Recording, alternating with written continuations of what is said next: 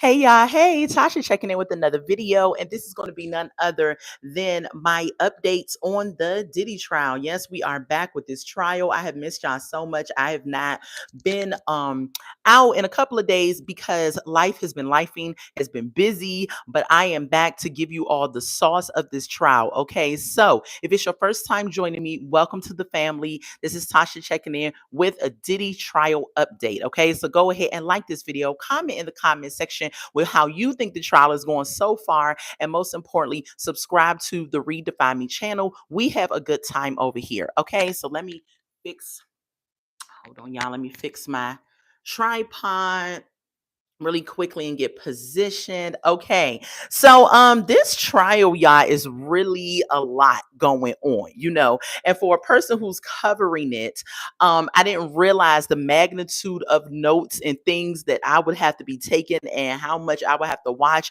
and really pay attention and get into it until the trial got going, right? But I wanted to look at it and bring it to you all once it got started. I said I was always going to do that, and so I'm sticking to it. I'm doing it. I'm bringing you the updates. Now, I have even lost track of the days, but I know we are in week number 4 of this trial, and we have another month left to this trial. Okay. And so if you all do not know, he is on trial for racketeering charges, sex trafficking charges.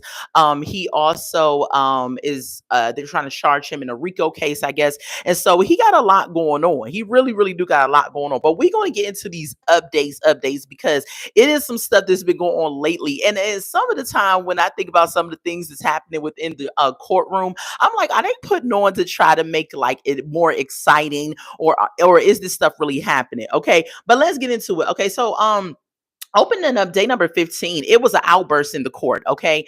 And so the outburst was in the main courtroom. It was outside the jury. It was before the jury came in, and there was screaming that you could hear. And people were looking around like, what's going on? And there was a woman that was in the courtroom that was screaming. She was wearing an MTA jacket. What's up, Benjamin? Welcome to the live. She was wearing an MTA jacket. She was in the courtroom just acting up. What's up, Jaden? And so everybody knew this lady because she had been coming to the trial for a long time, like keeping up a lot of drama. So people was waiting for this lady to go ahead and have an outburst, right? And she finally did have it on day number 15 of the trial. You had the U.S. Marshals that had to escort her out. What's going on, Pearls? Had to escort her out. And yeah, that was it for her. She was just, probably over the trial. She someone did interview her on YouTube, and she said that she is actually in support of Diddy, and so that's why she was, yelling, acting up or whatever. She said she didn't like the way that they were railroading this black man, and she said that it's unfair treatment or whatever. Not saying that she didn't believe that he committed some of these crimes, but she was just kind of acting up. And so I was just like, this is really quite interesting. But that was the outburst and the skinny of day number 15 that caused some type of excitement, right? Okay. And so let's go ahead and get into the rest of the trial on day number 15. Okay. So day number 15. Okay. Someone revealed, and this is really crazy, and this is why a lot of people are not allowed in this courtroom, because they want credible press, credible people in there who are not going to go around for clicks and views, right? Unfortunately, on day 15, someone revealed Mia's true identity. So Mia is one of the witnesses that had took the stand, and her testimony was very explosive, right? But her real name is not Mia. So one of the people that were in the courtrooms, like one of the bloggers, allowed her pseudonym to get released. Okay. So they're using Mia as a pseudonym, but they allow, her actual identity to get released. Okay. Which is not okay. They don't know who did it, but I'm thinking at this time, they're going to take precautions very seriously about who they're letting now come in the courtroom and report on this trial, because obviously you can't trust everybody that's in the courtroom. Okay. So we get to Eddie Garcia, which is the next witness that took the stand. He is a former security guard at the Intercontinental Hotel.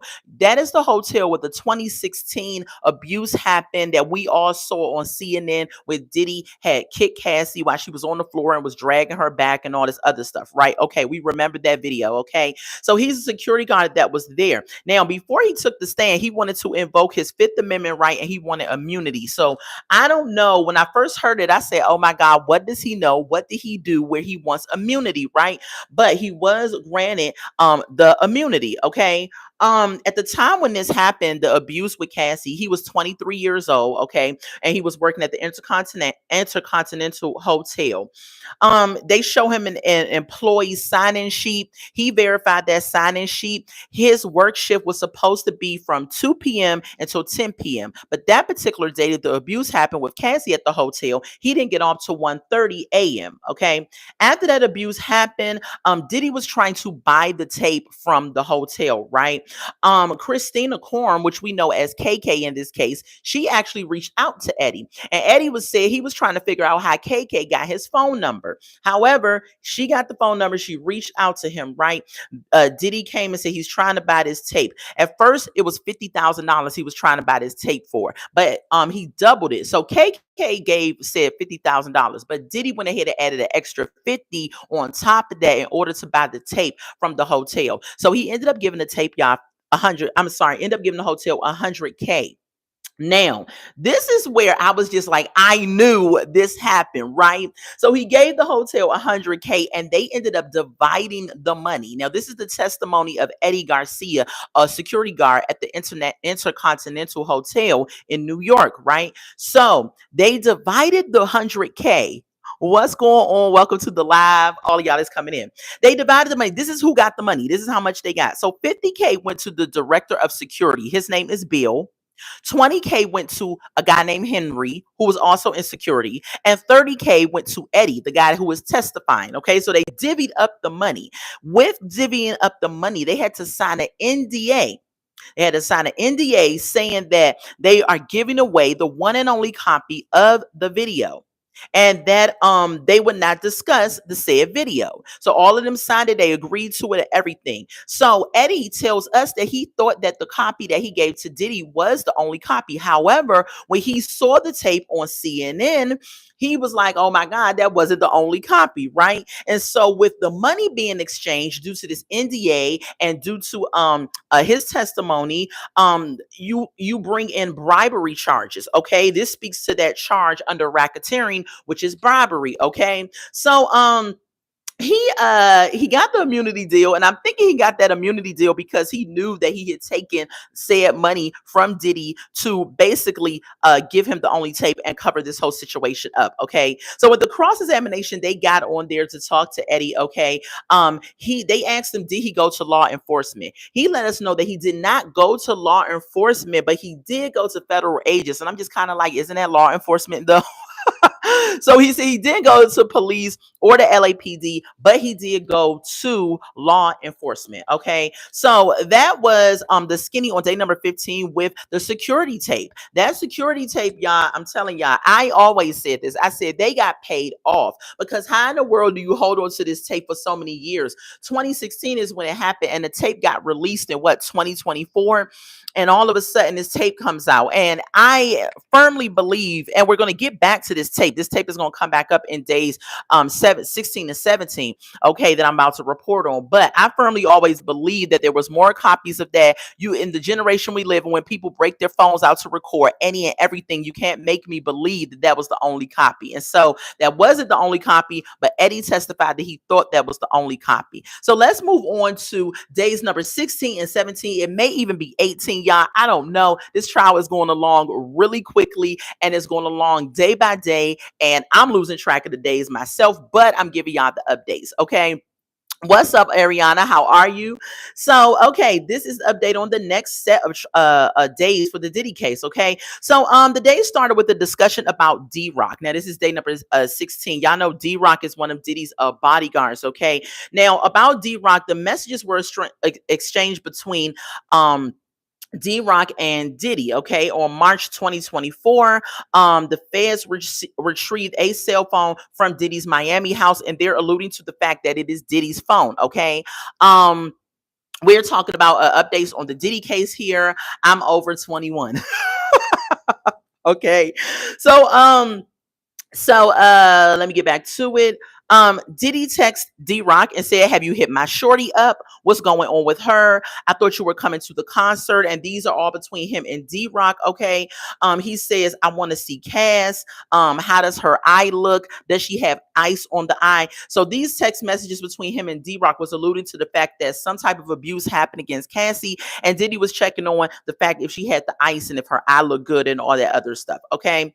2015 of September comes up, and Diddy is checking on her again, saying that she need an ice pack. So I'm guessing that's another or that was previously before the 2024. So they're just trying to show a trail of text messages of abuse from him. Okay. So like I said before, we have another 4 weeks of this trial. So it's another month of this trial that's going to be going down. Okay. The next person witness that was on the stand, and that was just the opening of the day with what I just stated between the text messages. The next witness they called was Frank Piazza. He is a digital videographer and editor. Okay. He's been doing this since 1995. And so he took the stand and he talks about the 2016 video. Okay. Because a lot of people are saying it was doctored up. Some things were taken out. It's not a legit video. And so they got a videographer that is a professional to come up and testify about the video. Okay. He said he retained the video from the government, and he took also a video from a cell phone that was recording the video. So like I told y'all, this video that Diddy thought he got was not the one and only copy. Someone else recorded the interaction between him and Cassie as well. So that's the video that he broke down. The one he actually got, that was the cell phone recorded one. So in 2016, the video was recorded with the iPhone 6. Okay, it had 30 frames per second. Video was not tampered with. Now, this is his testimony. He's a professional. He said it wasn't tampered with. He said there was issues with timestamps, but it wasn't tampered with. He said he was able to slow down the video in real time, and he did a compilation of the video. In total time, the video was 11 minutes. You couldn't hear any sound or anything to the video. However, he does say that it was a legit video that was shot by this iPhone 6. And when we think about how far the iPhones are now, what are we on number 16 with the iPhones? How quickly marketing and not marketing, the digital age is going, right? And so the cross gets up and they are focusing on basically the timestamps of the video, because they are trying to say that the timestamp jumps. So the video can't be legit, right? So the defense is trying to break down that this video could very well not be a legit video, because they say that it went from 1050 to 1056 and it piscalated a little bit. And then it also jumped from 1157 to 1208.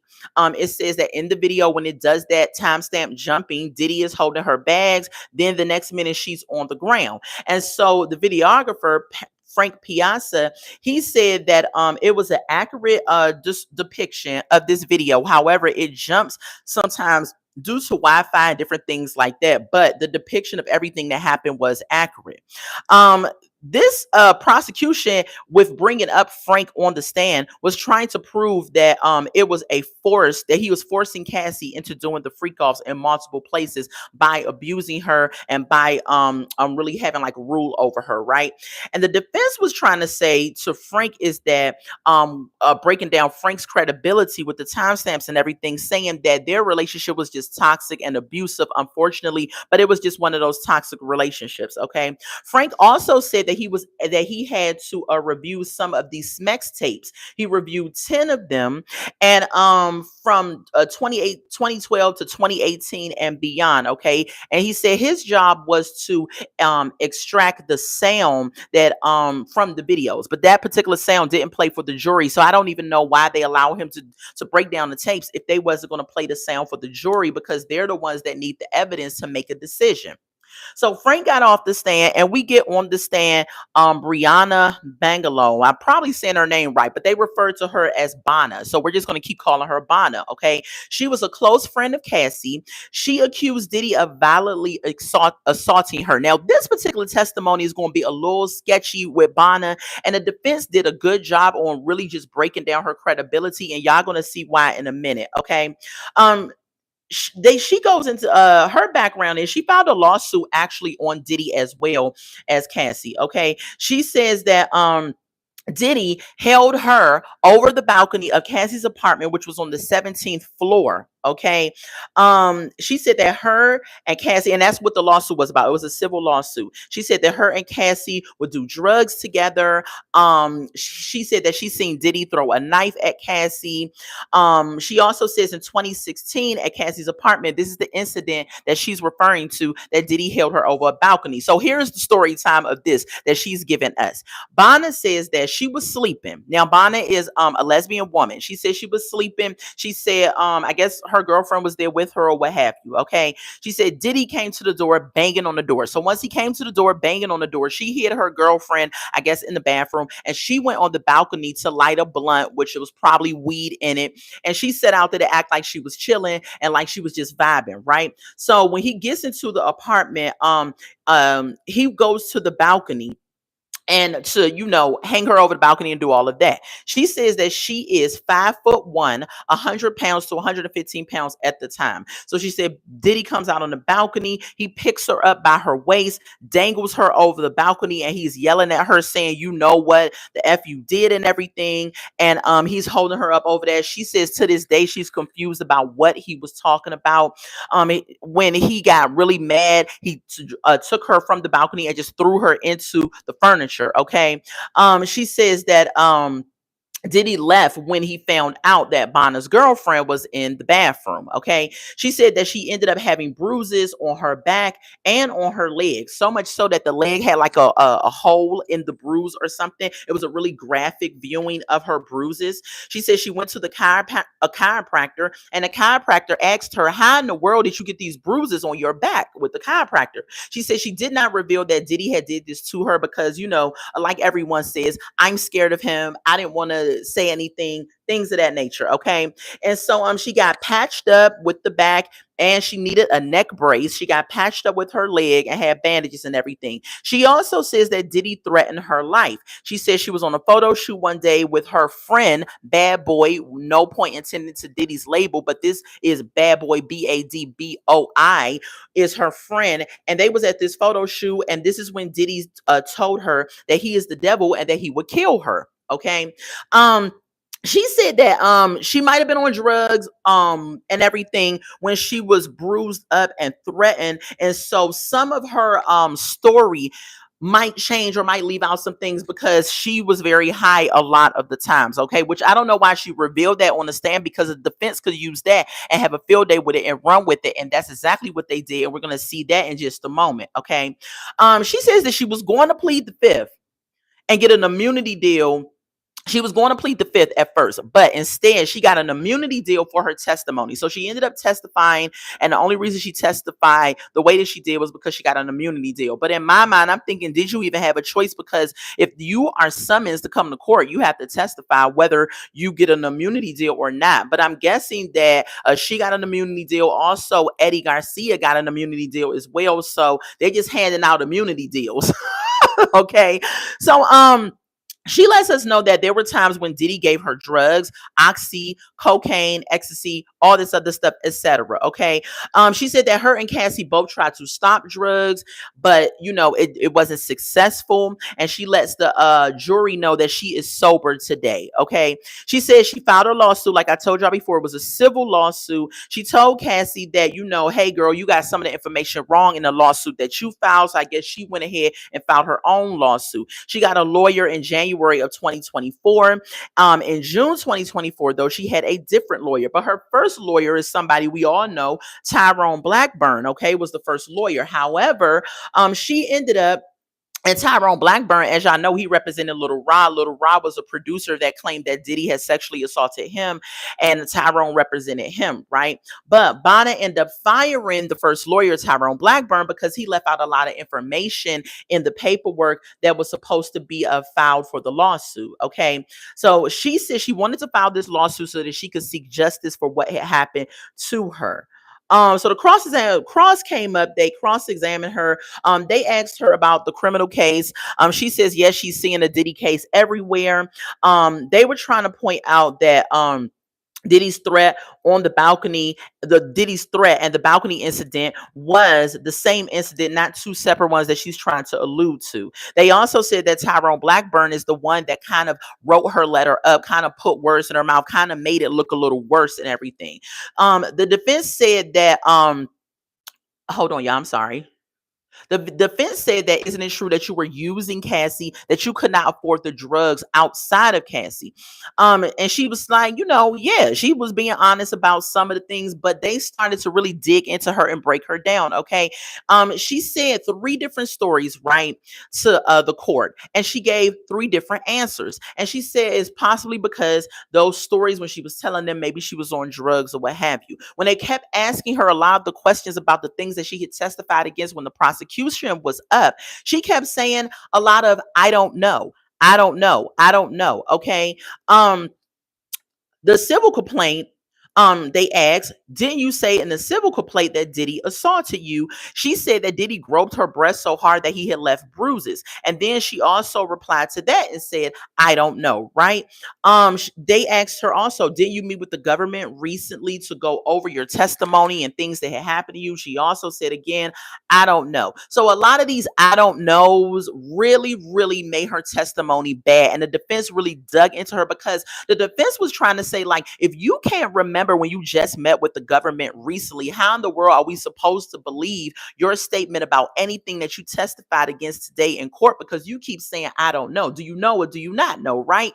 And so that was the end of that day for her on the stand. Then we get into days 16 and 17. Okay. So Bonna takes the stand. She's still on the stand again. The cross examination begins to show exhibit text messages. Okay. So in April 2016, there was a text message that said best dressed photographer. I don't know what that was. I don't know if that she was seeing Diddy or something like that. I don't know. She said she sent the photo to Cassie of some drugs that was taken after Diddy had threatened her. Okay. Then another a text message. She says, can I get an amen? And she has a picture of drugs that she sent to Cassie again.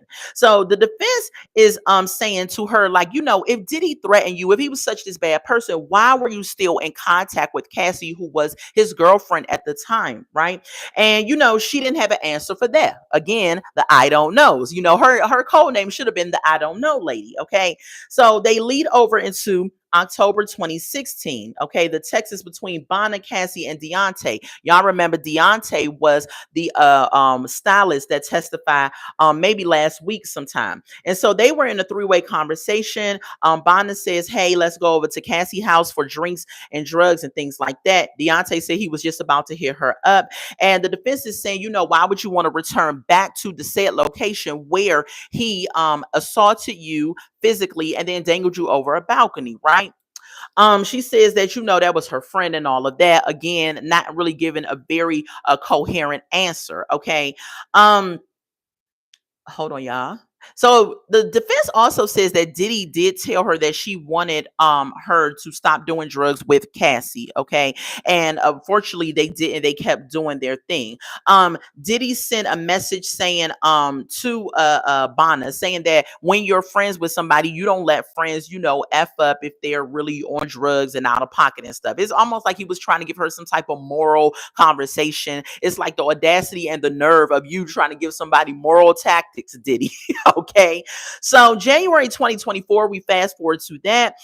She was meeting with the government at that time, they were trying to prepare for this particular trial. But in her meeting with the government, she never brought up that Diddy had groped her breast to the point where it left marks and abuses on her. Okay. Defense had to ask questions twice to her. She never gave a straight answer. They kept having to ask her over and over again. And at this point, I'm thinking to myself, well, is she sober at this time? Like, does she understand what they're trying to ask her? But they kept having to go over it over and over again with her. The defense said that they were showing that she really doesn't remember things. So if she don't remember things that they are asking her, that's straightforward questions, how in the world are you as the jury supposed to believe anything that she testified to today? So fast forward, September 2025 is when she's saying that the balcony incident happened. And then she says that it could have been between the 24th and the 29th of 2016. So the dates were off, right? And so then we get to September 25th. The defense comes up and they tell her, September 25th, Diddy was performing that day. So it couldn't have been September 25th. Then they say September 26th, they show receipts of breakfast that he had ordered. They said that he and Cassie was at a charity event on September 26th.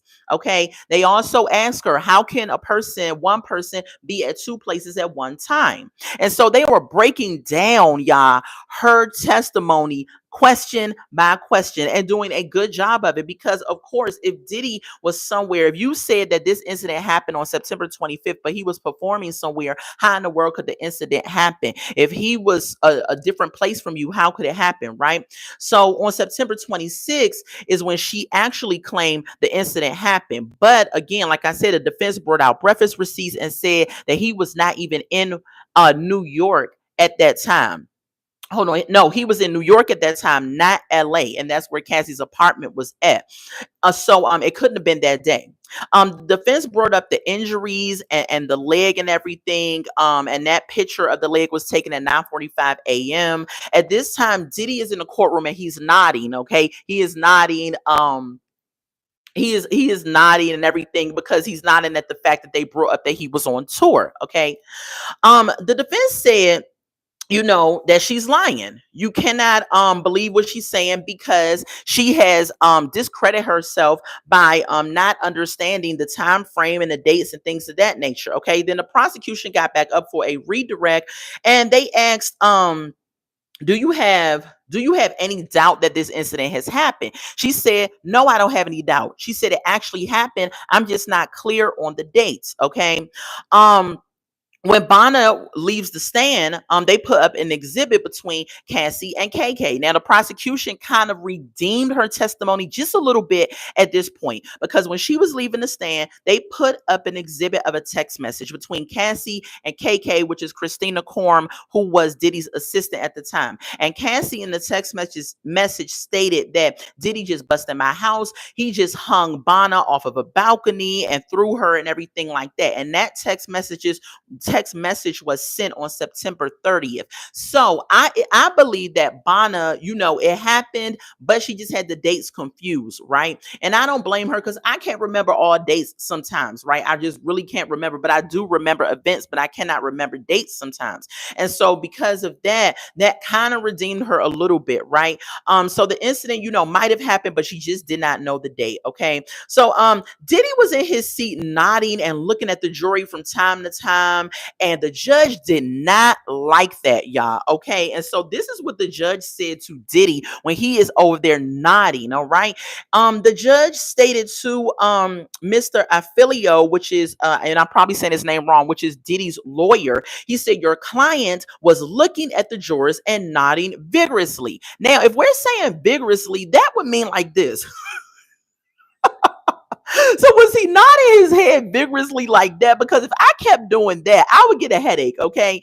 He said, your client is nodding vigorously. This can't continue, or I will give a limiting instruction. I don't know what that means. You might not like it. And I would either go to the measures of including banning your client from the courtroom. And so the judge was in his feelings about, Diddy nodding his head vigorously. But I'm just trying to figure out how vigorously nodding your head like that would cause some type of headache or something like that. I don't know. But they claimed that him nodding his head to the jurors was a form of intimidation to the jury. And he can't really, be doing that, of course. So anyway, fast forward from that, we get to the next witness, which was a very short witness. His name was Enrique Santos.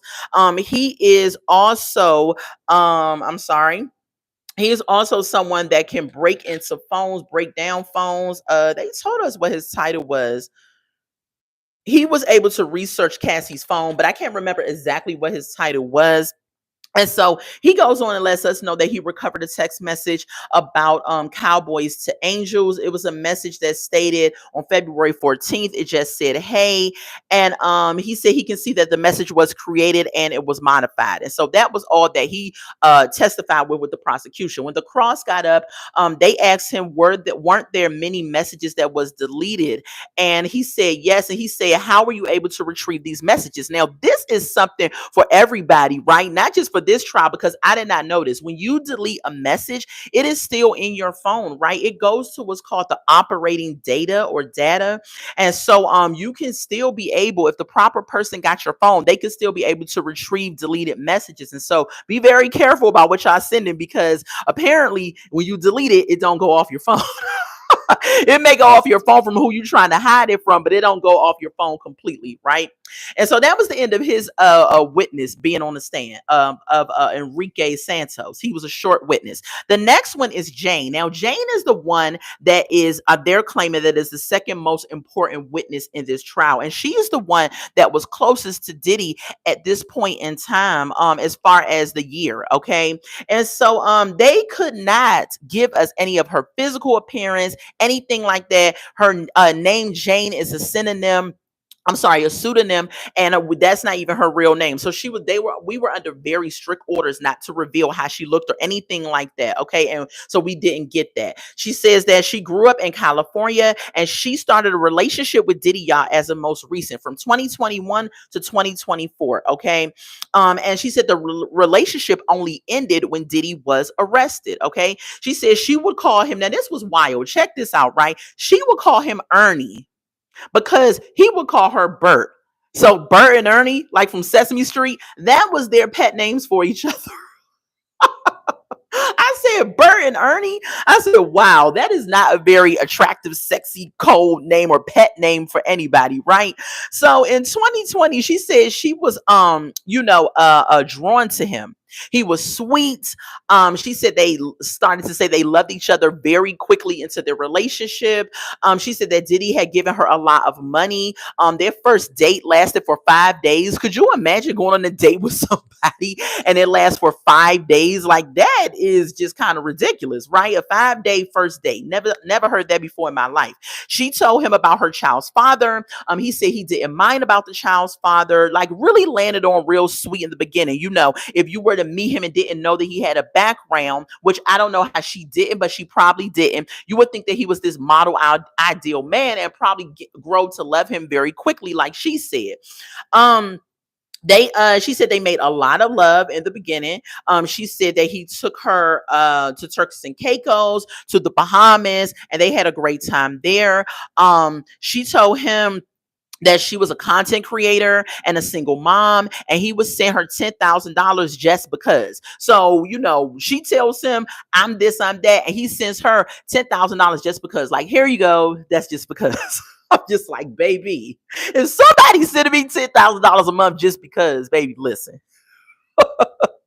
So she said, she used ecstasy on the trip with Diddy, but that was her she used it before, but that was her first time using it with him, and he suggested it. So probably after like the first date for a week, he took her to some other places. He winded down, was giving her money. Then he started to start the little slowly progression of baiting her into his world of freakiness. Okay, because he started with the ecstasy, right? She said when she took the ecstasy, her body had a reaction, right? And so KK and one of his bodyguards had to put her in a lukewarm shower to reduce the reactions from the ecstasy that she had taken. So the change started to happen in the relationship, okay, in their sex life, okay? When she started to talk about this, then she started to get a little emotional. So in May 2021, he started talking about fantasies, right, with men. So she's like, they were watching porn one day, and he starts talking about all these fantasies that he wants to do with men, and he said that he could make it a reality, and he's sitting there with his robe on, and she was just like, okay, if that's what you want to do. And so he took her to Miami, right, of course, on his private jet, because he had that.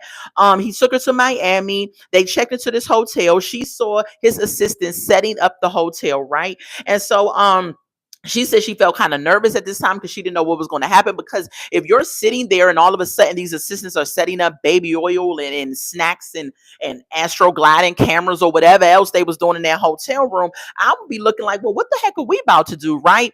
And so she's sitting there kind of nervous. Diddy is telling her to relax. Diddy got a guy to come to the hotel room with them. He went out and he got the guy once the hotel room was set up. The assistants were gone. She came out wearing lingerie and some high heels. He went and got the entertainer for the evening, and the entertainer's name was Don. Okay. Diddy told her again to relax. Don, he came into the room, she started dancing. She didn't really know what to do, but Don got turned on. Okay. Um, Don came toward her and what else? Hold on. And she says that she began to perform the, oral on Don. And Diddy just sat in a chair watching, pleasuring himself, and he was turned on by what she was doing with Don. Okay. She said she asked Don to wear a condom. Diddy was like, all of these entertainers and workers are tested. They don't need to wear condoms. And then after a minute, Diddy went ahead and gave the man a condom and he put the condom on. Okay. She said that actually that night with the entertainer Don was actually fun. Like, she had a lot of fun. It was exhilarating. And so she really enjoyed it, right? She was the first person that I heard say actually had enjoyed this type of attention with Diddy. And she said she only enjoyed it because she thought it was like a one night situation, right? But this particular night and situation opened a Pandora's box of just being way too much with him, right? And so moving on from that, she explained that from 2021 to 2023, she wanted to do, hold on. Okay, yeah, from 2021 to 2023, every single time she saw Diddy, he wanted to do this. He wanted to have sescapades, freak offs, or whatever every time she saw him. She said that he was very controlling. He wanted her hair a certain way, her nails a certain way. Her nails had to be like some milky, creamy white color on her nails. I don't know what that was about. Y'all could guess probably what that was about, right? He said that he even wanted her to get her nipples pierced. Okay, and so she said that he used to give her money all the time, and the most money he ever gave her at one set time was $20,000. It's almost like this, right? You can't think that a man this powerful that has this much money is giving you all this money, like 10K here, 10K there, 10K there, $20,000 at one time, that he isn't going to want you to do whatever the heck he says. Like, nobody's handing out that much money and you don't think that it comes with the price. Now, as we continue to go on with this testimony, I'm not going to say I'm victim blaming or nothing like that, but in my mind, it's apparent to me that she was one of them women that was just doing sex work, smex work for the money. And so I'm just trying to figure out, like, how in the world are we supposed to feel anything for her? Are the jury supposed to be on her side when she is alluding to all of these things she's alluding to? So let's move on and y'all will see what I mean with that, right? So she actually told Diddy that she wanted to start an OnlyFans. Okay. Diddy at first was like, no, you're not starting no OnlyFans or anything like that. And he finally gave her permission to go ahead and start an OnlyFans. Okay. So at this time, she was leasing an apartment, and her rent for the apartment, y'all. Now, I don't know if she got this rent for the apartment after she met Diddy or before. I'm assuming it was before, but her rent for this apartment, y'all, was $10,000 a month. Baby, I couldn't imagine paying $10,000 a month for a place to live. A month, okay? So she asked Diddy, and she wanted an allowance from Diddy for $15,000. But Diddy was like, skirt, no, I'm going to give you $10,000 a month. And so he constantly gave her $10,000 a month, and that was just to pay her rent. So she had an email that was presented as an exhibit between her landlord, Jane, and her accountant. And the landlord was basically saying, he needed bank confirmation. And then after he got the bank confirmation, a wire transfer was sent for the amount of her rent. The contract, she was in a contract with Diddy. It was called a love contract. And this love contract was a good faith contract, right? And the contract stated that he would pay her rent if she continued to perform. They called it the hotel nights, which was the freak off nights at the hotel. He would continue to pay her $10,000 on her rent. If she stopped doing, the freak offs, the hotel nights with these escorts, then the rent payments would stop. So he would pay for her to come wherever he was at. So wherever Diddy was at and he wanted her to come, he would pay for her to be flown out and come there, right? Once he got in the hotels with her at this point, now keep in mind, she was with him from 2021. Let me make sure I got that right because I don't want to give y'all no misinformation. Yeah, she was with him from 2021 to 2024. So keep in mind, this was recent. We ain't talking about in the 90s freak offs. So maybe he learned from those freak offs in the 90s what to do now. So he started putting towels and certain blankets and stuff all around the hotel room on the furniture so that the baby oil wouldn't get all over the place, right? And she said they did use a lot of baby oil. They used dozens of bottles of baby oil in these said freak offs, right? And so she said the hotel nights would happen at her house too. It wouldn't just happen at the hotels. She said Diddy wanted her to look like a certain way, and so she would go out and she would buy the lingerie to make herself look how he wanted it to. She said he enjoyed watching, and he would always want her to begin with oral first. Okay, she said, she would be high most of the time. She would end up sleeping with several different escorts. So it wouldn't just be this one person, and it would last for hours upon hours. And so she would try to do things to speed up the situation so that the escort could finish and so she could go on, but it would last for hours. She said that at a certain point she didn't want to do this anymore. She just wanted to be with Diddy, okay? But because he was paying her rent and everything, she felt like that she had to continue on doing these events, right? Hold on, y'all. Yeah, and so she felt like she had to keep doing the events. And so that was basically Jane's testimony, and she's probably going to be on the stand again, but that was it with that particular witness for this time. So I know it was a lot. It was a lot of sexual stuff that was said. Y'all let me know what y'all think. That is the updates on this case. What's up, Walking Tall? How you doing? How you living? So yeah, it was a lot that went on and is going on in this trial. But with Jane's testimony, hers to me seemed different than the others because in my mind it's alluding to the fact that she kept doing these sexual things with Diddy because he was paying her rent. And so how is she no better than a worker of the night type woman that gets money from guys to take care of their livelihoods? In my opinion, it probably, the mind of Diddy is very evil, right? And so she probably was cool with it when it was maybe one escort, maybe even two. But she said it was a Pandora's box that was open. So it was probably like a lot of different things going on. And I don't care how freaked out you are. After a certain point, you want to rest and you don't want to be involved with all of this stuff, right? And so the fact that the Pandora's box was open and Jane testifies that it was just a lot going on, that's probably when she started to say, I don't really want to do this anymore. But if you have somebody that's constantly meeting the demands of your luxurious apartment of $10,000 rent, because you can't tell me a $10,000 rent apartment is very luxurious in a very wealthy, affluent neighborhood, right? You can't tell me that you would just give that up, right? And so it is the lust of the eye, the lust of the flesh, pride of life. The Bible speaks on that. Okay. You wanted to keep getting his money so you can live a certain lifestyle. And so it makes me hard. Like if I was on a jury, I would have a hard time really empathizing and sympathizing with her because I'm just like, you basically continue in this lifestyle due to your own testimony because you like the lavish gifts that he was giving you. And so we're going to see like how this testimony goes and how the prosecution can possibly redeem her. But at this point, y'all, I would think, if I was on the jury, that well, this particular female she was comfortable with receiving all of this stuff because she needed to keep her rent paid.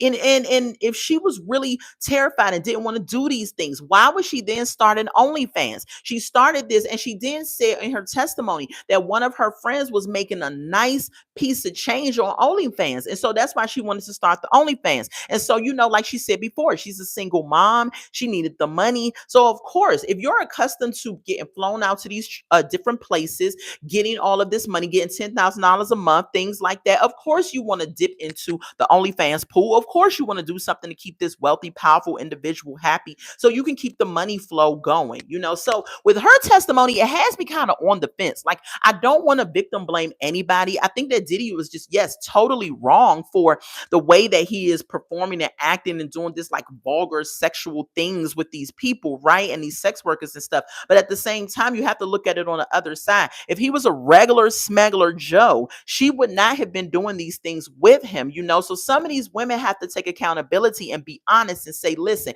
I got with Diddy under the pretenses that he was powerful and he had money. What woman don't like a man that's powerful and have money, right? Now, they maybe did not know how evil his mind went and what he was going to have them doing, but don't act like y'all wasn't down for the cause and down for the sauce with Diddy because he was giving y'all these gifts and money. Unfortunately, he turned into abuse and turned into wanting to have different partners and all this other stuff that he had going on in his mind, because a person's mind and heart is wicked. Like, nobody knows what's on the inside of a person or what they want to do. But these women are coming out on the stand, and she got emotional and she's crying and stuff, recalling and stuff, and other people are crying and all this other stuff. And it's like, y'all crying now because maybe you feel guilty because now all of your stuff has to be aired out in front of everybody, because who wants to be like, yeah, you know, I was freaking out, I was doing this. Nobody wants nobody to know your private secret thoughts that you did in the past that you are ashamed of, right? And so maybe that brings on the emotion, but let's not act like at the time you did not love the money. And money, the love of money, not money, but the love of money is the root of all evil. If you hang on the fact of money being your sole force and in the forefront, you are willing to do anything to keep that money and keep that lifestyle going. Like, you can't give a person this really extravagant, lavish lifestyle and then all of a sudden take that away from a person just like that and think that they won't miss it and want it back. So that's, you know, my thought on this particular witness. I'm not saying that she doesn't have a right to feel away, and I'm not saying that she doesn't, you know, have some memories of this that triggered emotions. I'm just saying, based off of what she said, how are we to believe, and even the jury to believe, that she's actually a victim of his reign? Because she even admitted on the stand that she was with Diddy up until the time he got arrested. The only reason their relationship stopped, and she said this, because he got arrested. So had he never got arrested, she would have still been down for whatever freak offs that he wanted to continue to do. Why? Because he was paying her rent. So, you know, I don't know. The defense could have a field day with this particular witness. Now, that was the end of the testimony. Y'all know it's Friday, so they do not have court on Saturday and Sunday. And so we're going to pick back up with the trial on Monday. Again, I am here to cover the Diddy case. We have another month of this case. This is week 4 of the case. We have another month going down, and I will be here to cover it all. What's up? Okay, I'm probably saying your name wrong. Asita? Aisha? Asda? If I say your name wrong, I'm so sorry. Young Miami, right?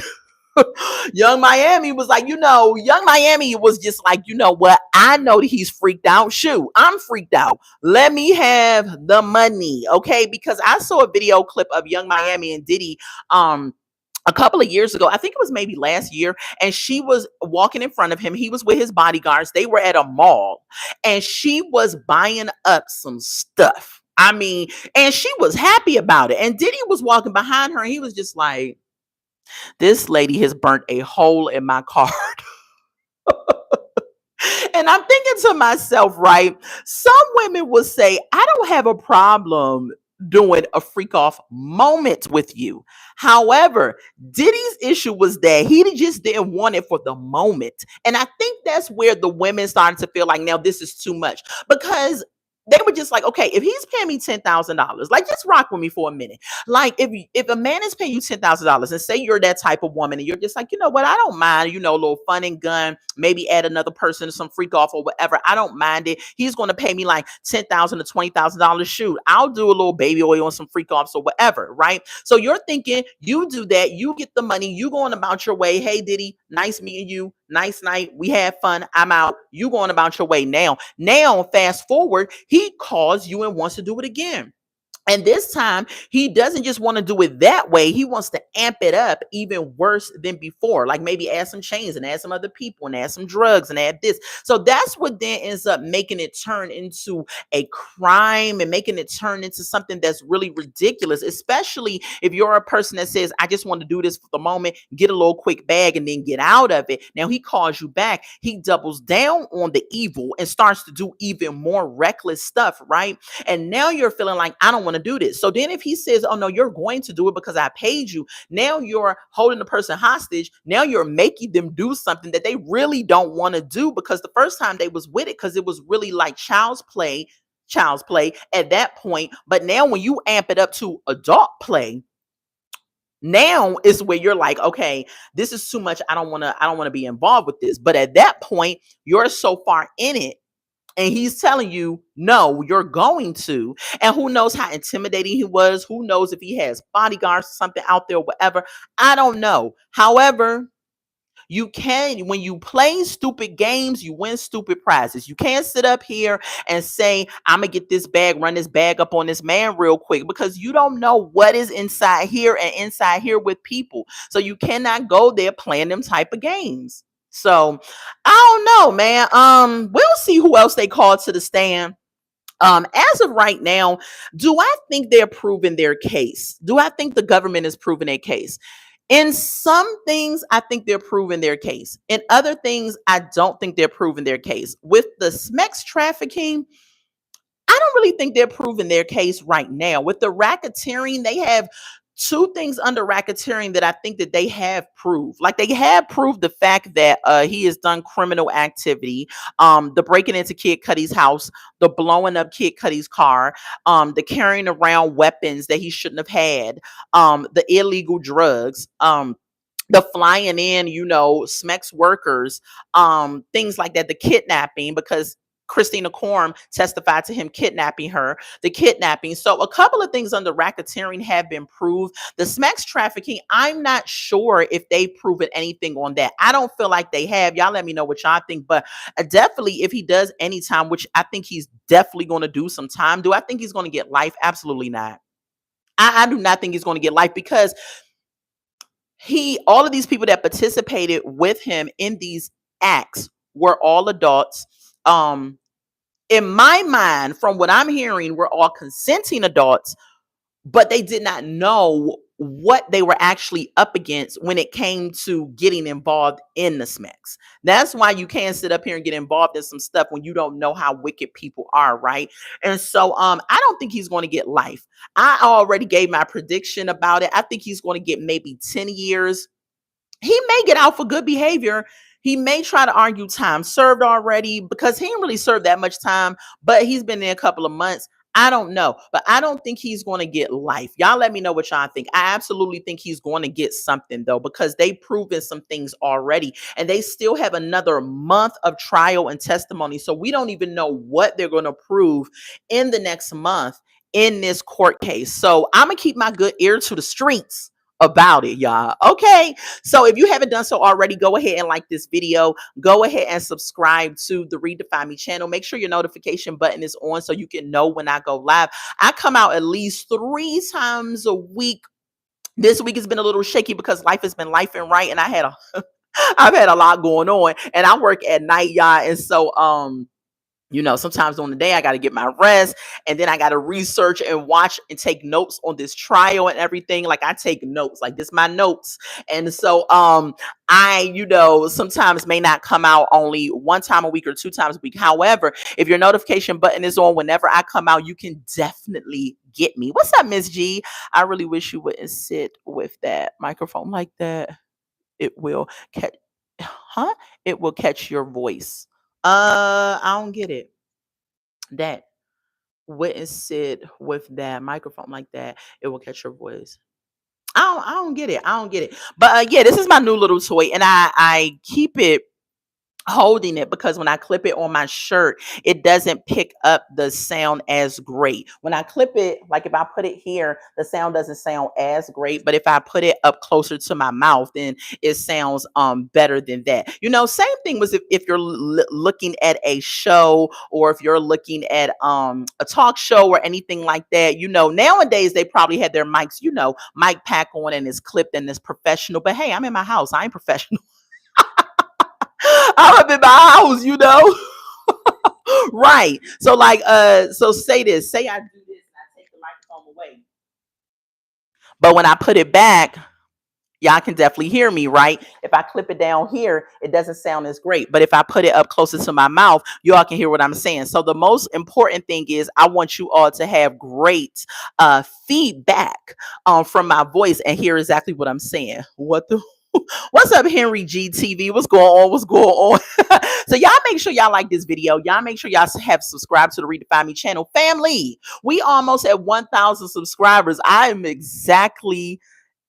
sorry, exactly. Extremely excited. Like, I'm extremely Y'all have no idea. I am through the roof excited, y'all. So if y'all like this vibe, go ahead and subscribe. Over here on this channel, I do lifestyle content. I do show reviews. Thank you so much, Henry. You are awesome too. Thank you. Thank you. I do show reviews. I do product reviews. I share recipes sometimes. I give motivation and encouragement. One of the shows that I review right now is Love After Lockup. That is off right now. I already did a season finale. Anything that's hot topics, I talk about and review that. I've done a video on Smokey Robinson and his lawsuit. I did some updates on the Arthur Metcalf and the Carmelo Anthony case. Y'all make sure y'all go check them videos out. So go on the page, y'all, and really check some videos out, right? I live, laugh, and love on this channel. I love doing YouTube. I love coming to y'all. I just love what I do, right? And so if y'all like it too, if y'all like the vibe, go ahead and subscribe, like the video, and I am going to come out again on, what's today, Friday? I'll be out again on Sunday, where we're going to talk about some updates on some hot topics. I'm going to start doing reaction videos, y'all. So if you like reaction videos, and I'm going to react to them in real time, I won't watch them, but we're going to watch these reaction videos and talk about said videos, right? So I'm excited about this summer vibe, right, that is about to happen with my channel. It's growing. When I first started, I didn't even have a mic. I ain't even have a mic, right? I ain't even have a good tripod or nothing. But God is elevating me. God is growing me. And so I'm so extremely happy to take you all on this journey with me and the growth that my channel is going through, right? So I love y'all so much. Thank you all for watching with me. Again, smash the like button. Again, smash the subscribe button. Make sure your notification button is on. And I'm going to see y'all again on Sunday at 6 p.m. I will be out to do another live. Okay. I love y'all so much. Bye.